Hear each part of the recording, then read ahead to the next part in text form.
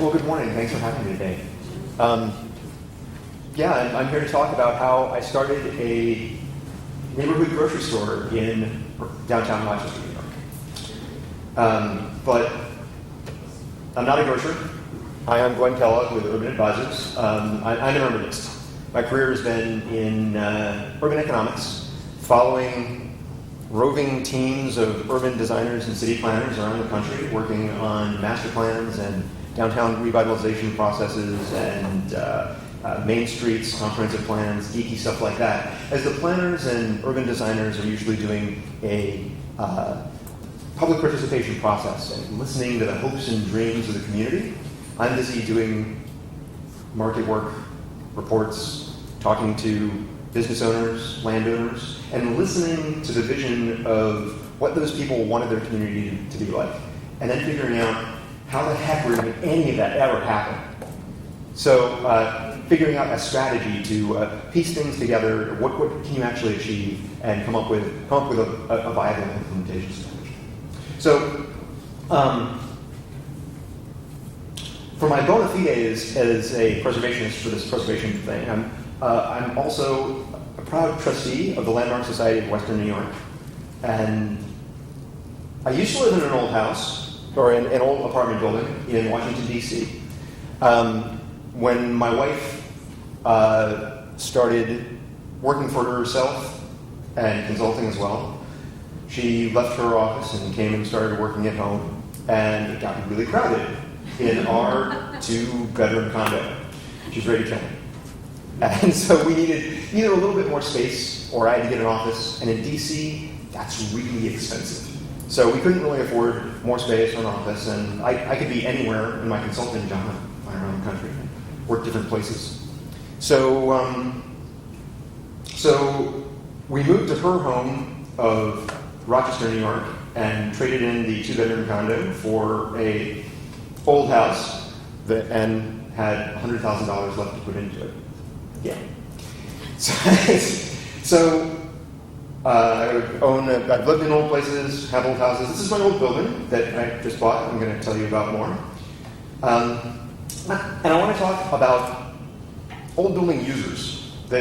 Old buildings are great. I know a lot of you are probably preservationists and concerned about your downtown and old buildings. Old buildings are great. I love them. Reusing them is efficient in lots of ways.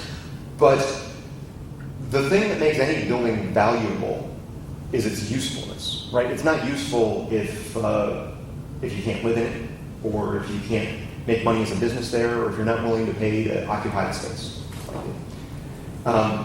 You have a really valuable Broad Street, Main Street here that's charming. It's very useful to people. You can conduct business there. It's really the heart of your community. In Rochester, we're not quite there on our Main Street. We're a little bit behind you, and you can see how useful this is in our downtown with it being primarily useful as a billboard. We're working on this. But that's what I want to talk to you for a little bit about, is about Rochester, New York, my new hometown.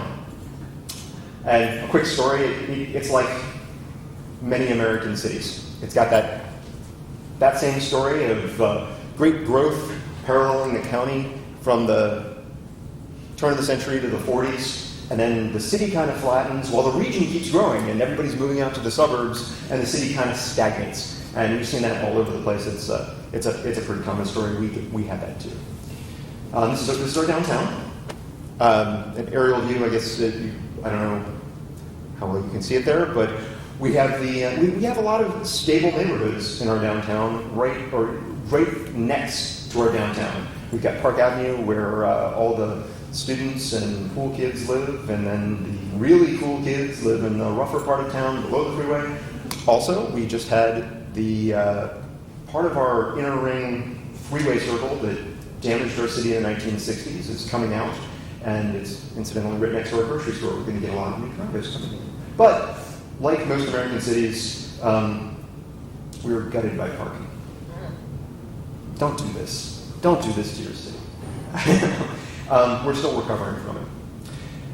Also, like many American cities, we're somewhat walkable. Even though Rochester was built as a streetcar suburb with lots of walkable neighborhoods, Really the only places you can walk to any kind of services are a little bit in downtown and that Park Avenue neighborhood right next to downtown, where I live.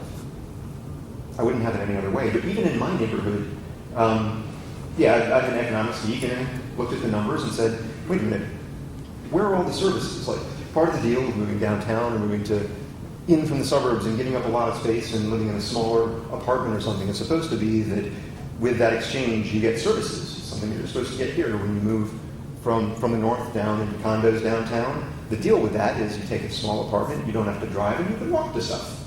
Pretty good lifestyle. But that doesn't work if the services aren't actually there. And so even in some of our most walkable neighborhoods, we're still missing a lot of services, or we were. Still missing grocery and all kinds of other categories that people just leave the city for. So, I remember seeing Back to the Future. I think there was a parking lot that looked kind of like this. This is where people shop in those neighborhoods. This is where people would go to shop. It's at the edge of town. This was the only... Well, Wegmans is from Rochester. And this is the only store actually in the city limits. The city limit, by the way, is on the back side of that building. This is at the edge of town. This was built in replacement of a 40,000 square foot older store that needed some refreshing. And to build this, they knocked that down along with the rest of the historic Main Street to build a 98,000 square foot urban model grocery store. You know it's urban because it's got a clock tower, so you know it's a place. So this is where I realized they're not going to save us. The city had been trying to get Wegmans, the hometown hero, to come into downtown and serve the downtown neighborhoods for years. And Wegmans, up until the 80s, had a store in downtown that shuttered and they haven't been back. They're not willing to come back. Now you understand why. Because their urban model is 98,000 square feet. They don't like to be smaller than this. Most of their stores in other places are even bigger. I think that's nuts. But the difficulty with that is that retail works differently in downtowns and neighborhoods than it does out in the suburbs and places like up north of here. In places like Midtown and your downtown here, you've got people living closer together in traditional formats. And the business model needs to change between the great big store out in the suburbs. And if you look at the market you need to support a store in the suburbs, you've got this huge radius that you have to draw people from. And that's okay because they're expecting to get in their car, drive someplace. But when you're closer in, you have people living a little closer together, you can support a market, especially a smaller market, in a smaller area. And it takes a different business model. It didn't always used to be that way. We didn't always used to have cars. We used to shop different. There were older business models.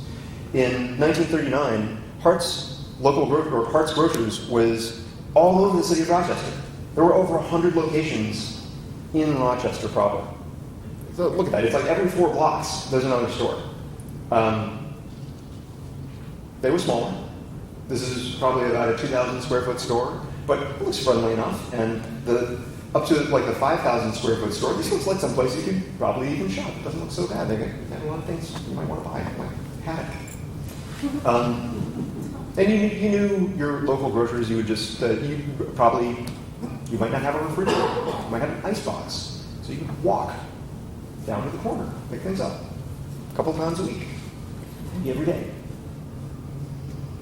So we recognized we needed to bring that model and that ethos back to our neighborhoods and refresh that model for a new generation and sort of not just renovate a building, but renovate a business model. So we did. Started out with a preliminary analysis. This is what I do, so I did a thumbnail sketch of who lives in the area. And I'll talk a little bit more about that. But it looked pretty good. But don't take my word for it. I went and got a third-party market study of somebody who really specializes in grocery.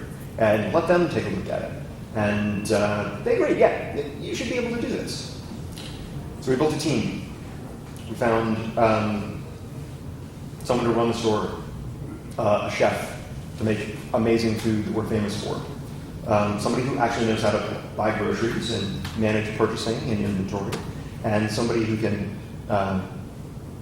represent a brand.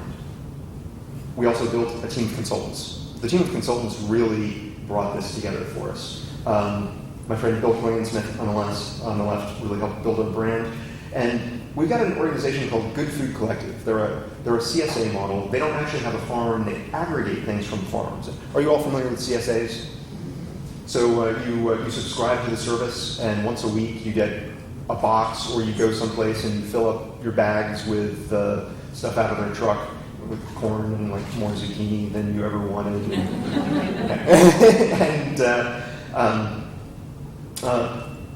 So I knew this guy, Chris Hartman, who was running this thing and had relationships with a lot of local farms. So I felt confident that we were going to be able to work with him and be able to have local products on our shelves as well as national brands. But I've been telling myself this was not an ego project. This is in DC. I just thought it wasn't really about me. It was really about reviving a historic brand. We started looking into, we didn't have a name yet. We started looking into how things worked in the 20s. Who were the stores there? Wegman showed up out in the suburbs, actually. But as you saw from the map earlier, Hart's was on every street corner in the 1920s. So we decided to go back to revive that historic Rochester brand. And the guy who started it, the guy who expanded Hart's, he inherited it from his father, Alfred Hart, was a tremendous philanthropist. The spirit of Rochester is the Hart spirit, the spirit of progress and goodwill. He was a really upstanding citizen, a tremendous philanthropist. Great stories. When we heard the stories about him, we really knew that this was the right brand. And they had these wagons. You could get these wagons as premiums. You collect coupons and turn them in, and you get things. And this was the rage of the kids. And in fact, these things are all over Rochester still. You find them in historic museums. People have them still in the garage from their grandparents. So it became our logo. Also, the wagon brought about ideas of a nostalgia for a way when we did things differently, and when we walked in our communities and things were closer together. And family. Pretty good. The guy who came up with this is my friend Bill Smith. Helped build our brand. This is the sign in front of the store. I'm very proud that he won a whole bunch of New York State design awards for doing this. And this is how we thanked him, with shameless marketing. And this is what we use all his great materials on. Have you all played cornhole before? All right. So I made some cornhole boards with our logo all over them and took them out to the, this is in one of our neighborhoods. We've got a lot of students in our neighborhoods and young professionals. And Park Avenue Fest is a big deal. Everybody plays cornhole and table pong and gets drunk in the yard. So we needed to be there. So we got our, we loaned these cornhole boards out, along with some of our best marketing was just yard signs, like guerrilla yard signs. We put these out last year in political season. So everybody's cleaning out signs for elect people. We said, choose Hart's. And this year it's elect to shop at Hart's. So we brought those out as well to try to get into people's subconscious. So we built this idea of the brand. And we're starting to come up with guerrilla marketing strategies. But really, the beginning of this, the beginning of our business plan, first line in it, was that Rochester deserves better. We were doing this as an investment, not just in a good business model, but in the community, in our community. I kind of walked on this slide. So we took a look at the feasibility of it, that it needs to be both profitable for investors and a good investment for the community. Incidentally, if you don't know where to get this kind of information, the projections came from a third-party market study, and I dumbed them down a And then the other information here, since we had never run a grocery store before, we didn't have our own numbers. You can get it from the economic census. Having this plan is really, and being able to put this together is really important for talking about money and talking to investors. Incidentally, as we started asking for money and talking to people about money, the profitable side of it, and that we had really done our homework and knew how the store was going to operate, knew what our costs were going to be, was about equally important to the impact we're trying to have on our community. If you or anyone you know needs advice about asking for money, this is a great book. I highly recommend it. I was terrified. Read this book, felt loads of confidence, and used the process to talk to dozens of neighbors. I was hoping to be able to crowdfund this project, and the legislation wasn't quite there yet. So I had to do it the old-fashioned way. I took a lot of people out to dinner, went to a lot of coffees, had a lot of drinks with people, and I told people the story. I told people the story about this idea for Hearts and bringing back the way we used to live in downtown, and it's compelling. We put together a team of investors. We have, at this point, there are over 20 investors in Hearts. 20 of them are neighbors who wanted to invest in their community, saw it as a good business plan, but also really understood that this was important for downtown. A local bank. It's important to partner with a local bank. The bigger banks weren't as very interested in this project, but the people who were really invested, the banks who were really invested in our community, got this. They understood why this was important, that it was going to support some of their other projects, and they really wanted to be in front of this. So they were ready to work with us and really helpful. We couldn't have done this project without Canandaigua, our local bank, and the New York Business Development Corporation, who they partnered with. Okay, now let me tell you about what we found.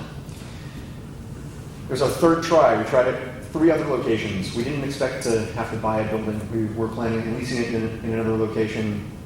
One thing fell through after another. A developer sort of flaked out on us. Another landowner was impossible to deal with. And then we came across this building that wasn't for sale, but the guy who owned it was thinking about retiring.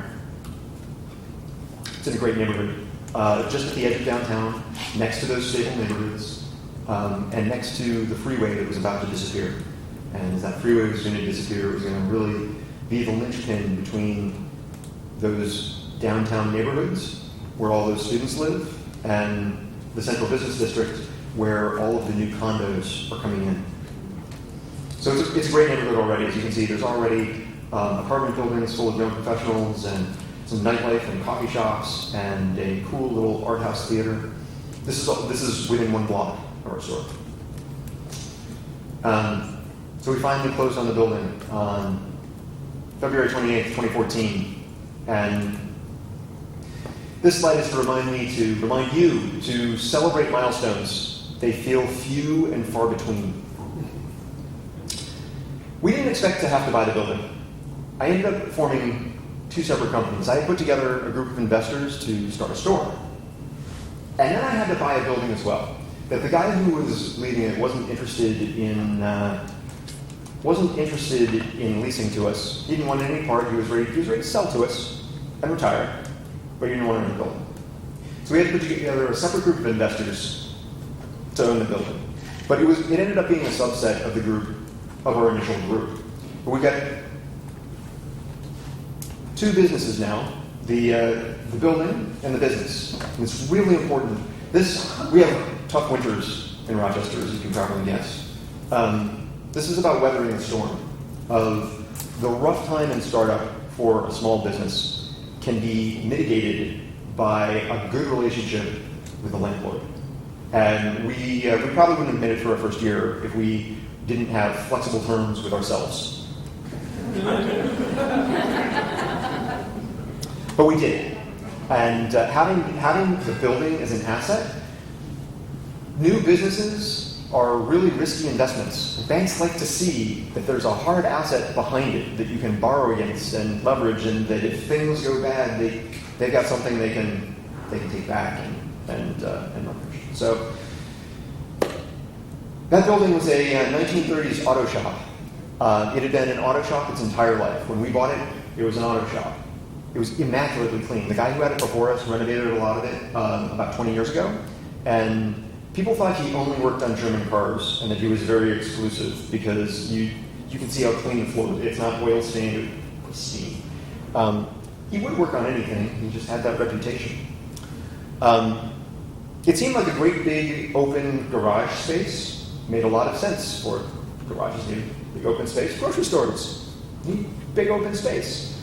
And there was a brand new floor. It seemed like it was going to be amazing. Do you see the grocery cart in the background of that? We took a cart in there and tried rolling it around, and he had a slight grade so that everything would drain. So we let the cart go, and it just. So we had to redo that entire floor. It was very new. It said that we could put plumbing exactly where we wanted it, but it's a little more expensive than we wanted. So this is our site plan. On either side of the building are streets. Our building goes all the way through the block. So on this side over here, we've got a one-way street with our receiving, and on the other side is our front entrance, and we're tied into a parking lot. We actually got a huge parking lot with this property. This is more parking than we need. So we've got to make a parking agreement with our neighbors that the little theater, the movie art house theater, has an agreement with us that they can park with us. They write us a check every month for parking, and that's a restaurant right on the north side. They are in the parking agreement too, as well as a coffee shop. They all write us checks and we share parking. Here's our floor plan. On the right-hand side, we've got our receiving and the lobby for the upstairs. And on the left-hand side, I'm really proud of this part of the way you're able to set up a downtown storefront that has a pedestrian entrance on the lower left there.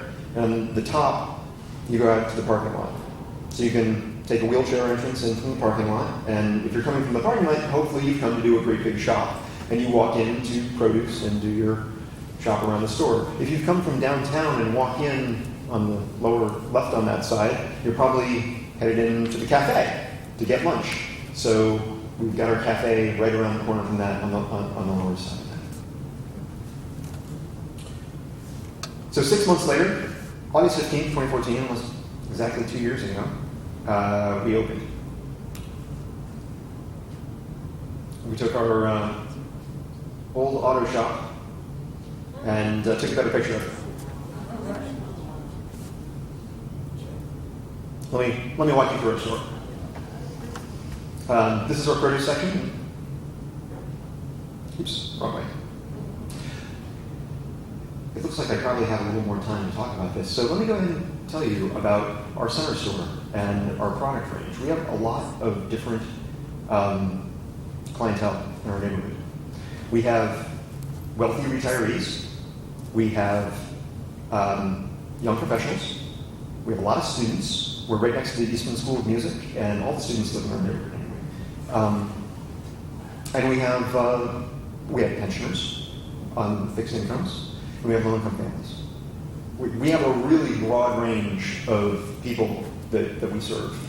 So we needed to have a product strategy that addressed all of that. So our top line is local, wherever we can, on the top shelf. And there's a lot of local products, even produce, coming out of Rochester and upstate New York. A lot of great things like pasta. We've got a pasta sauce that is crazy. It's made by a guy who's a radio star, and everybody comes in and buys this pasta sauce. Local. Below that, we've got most of our shelf is full of natural and organic. We're in a highly educated part of town, and organic and natural food tracks most closely with education, not necessarily income, which is good. That even students, here's the next thing, that even students who know better and like to buy organic things don't always buy organic things. Even organic shoppers aren't always organic shoppers. They also want name brands.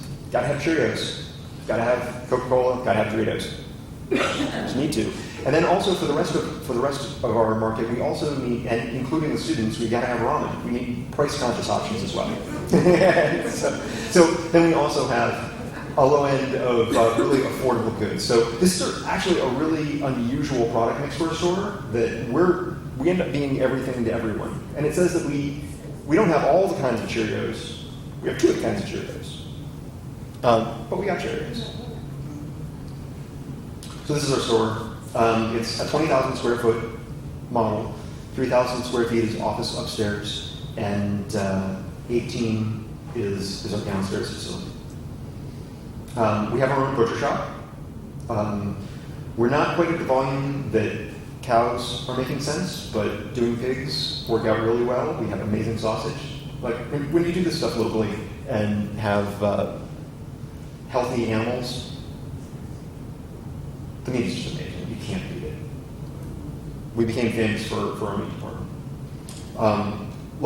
Selection of local and cheeses that you'd expect. In the back there, you see our deli and our prepared foods. That's our kitchen behind that red wall. We've established a great reputation for the prepared foods we make. In the back there is our coffee shop and our sandwich shop. We're now famous also for our breakfast sandwiches, among other things. And we have a lot of students who fill the cafe. Our cafe is full at lunch with people from downtown coming in and brunch on the weekends.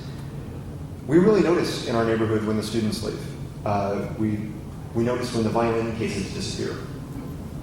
And we effectively act as the cafe for our students living in the neighborhood. I'm very proud that we had the first on-street bike corral in the city. We've got great transportation people in our town. They actually sort of hinted to me that I should ask for this, and I got approved the next day. So we get a lot of snow in Rochester, so this isn't a very common thing. But in April, this shows up, and in November it disappears, so they can plow. We have a second bike rack in the parking lot next to the door, but I was proud to be the first on-street bike corral in the city. And as you can see, it gets used. For all this, I'm also proud that we won some awards from the AIA Rochester for our interior design. And now I'm going to talk about the stuff that I want to talk about. Local estimate. This was a project that was really financed locally. We had 20 neighbors, people like you, who decided they wanted to see this in their community and invested in it. It's really important to, well, first of all, like having these opportunities is an important place to like keep wealth in the community and an opportunity to invest in the community. There aren't a lot of opportunities for people with money to invest in local projects, and we need more systems to facilitate that. So support your local business. Support your local entrepreneurs. Other thing I wanted to mention were second cities. I moved from Washington, D.C. back with my wife to Rochester, New York.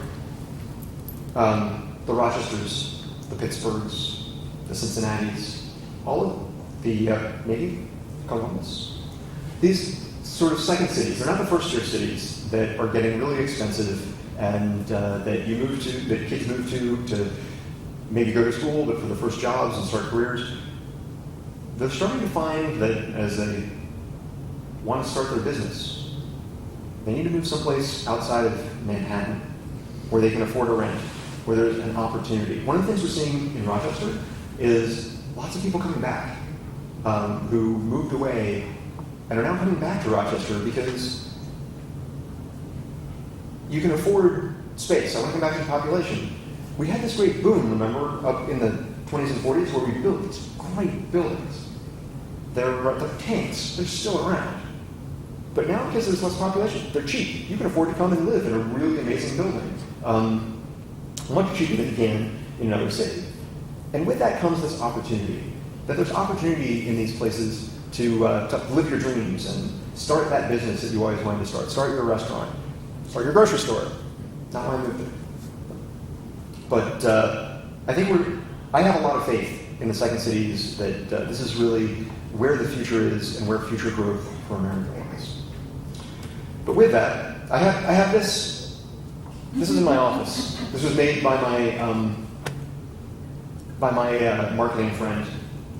He does a lot of print work as well. Someone's not going to do it for you.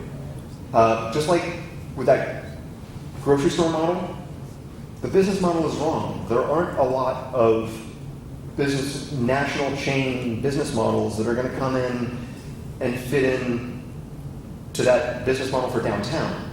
There may be some local champions that you can build off of, but it's going to be local companies. It's going to be people in your community. This is a bad picture, but the bottom of that is together we'll change Rochester, and I'm sure that together you'll change Columbus.